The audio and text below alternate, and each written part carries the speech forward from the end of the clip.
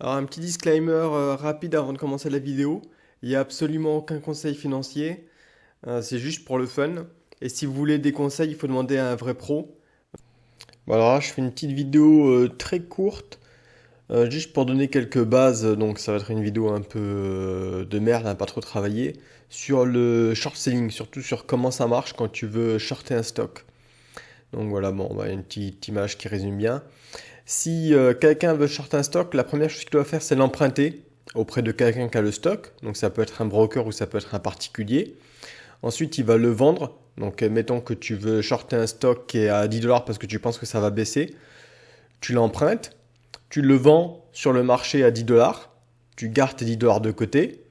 Et genre 3 mois après, quand il s'est cassé la gueule à 5 dollars, tu le rachètes et tu le rends au mec à qui tu l'as emprunté.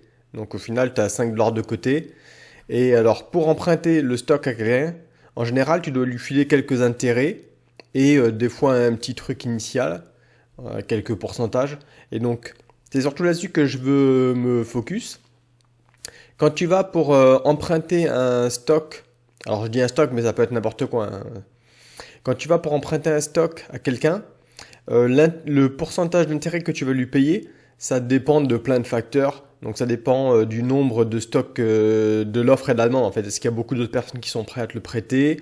Est-ce qu'il y a beaucoup de personnes qui veulent emprunter ce stock?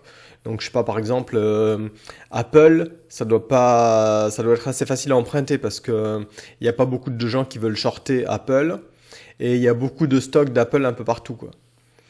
Alors que shorter GameStop par exemple, il n'y a pas beaucoup de shares de GME et tout le monde voulait le shorter à la bonne vieille époque. Donc c'était le pourcentage qu'il fallait payer pour emprunter des shares de GameStop à quelqu'un était plutôt élevé. Donc voilà, donc j'ai donné l'exemple d'un stock.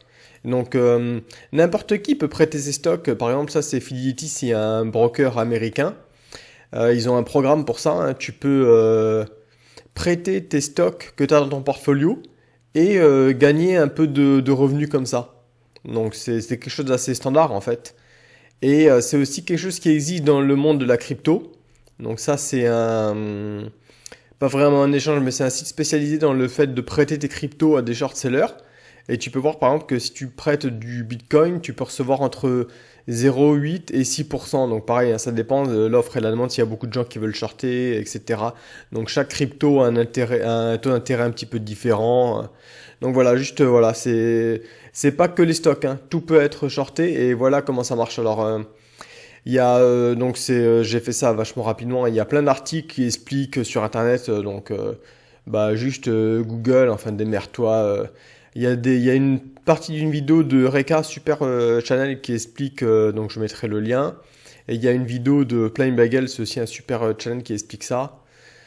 Donc voilà, ce qu'il faut juste bien retenir, c'est que quand quelqu'un veut shorter un stock, il doit l'emprunter, et celui qui laisse emprunter reçoit un petit peu d'argent, un petit interest rate là-dessus.